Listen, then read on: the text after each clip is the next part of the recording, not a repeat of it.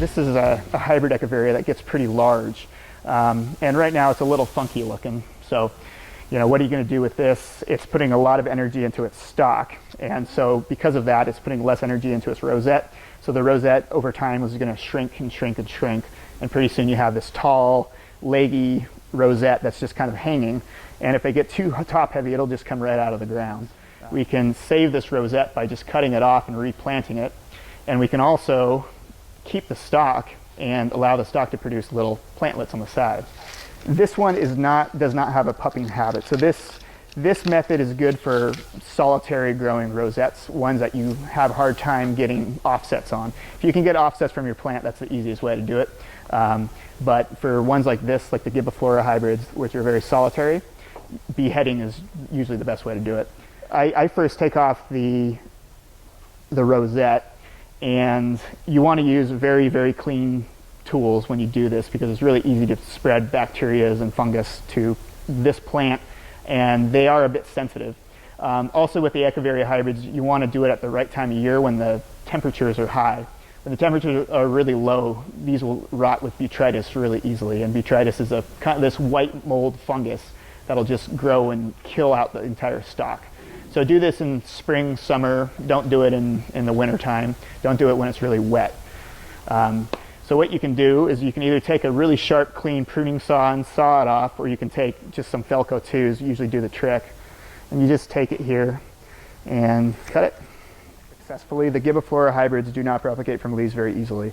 You can do it sometimes from the flower stalks, the leaves off the flower stalks, but even then your success rate's pretty low.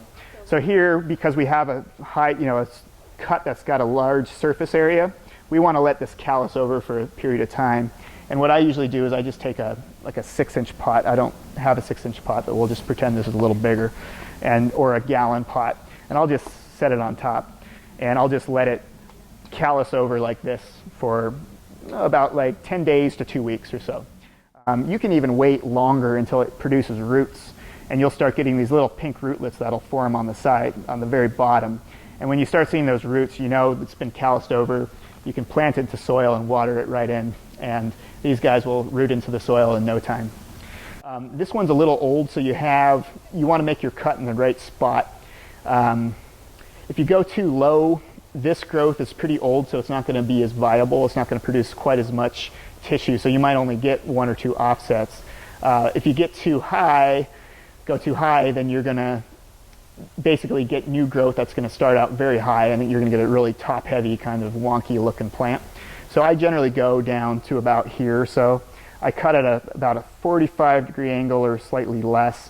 That way any water that hits it will run off, so you don't get rot. Because if water pools on there and starts collecting, it's just going to rot right down the center of the plant.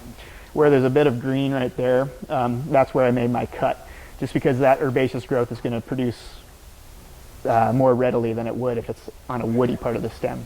In about 2 weeks, you'll start seeing little growth, plantlet growth on the side. And if you're lucky, you might get 4 or 5 off of these. Sometimes you'll only get 1 or 2. Depends on the variety. Sometimes you'll get 12. You want to probably keep it in a shady spot, something that's not going to get full sun, because you could get sun scald on the top, and you could get necrosis of some of the tissue. In about 3 months or so, you'll actually have a quarter-size cutting. At that point, plant that cutting and grow a new plant.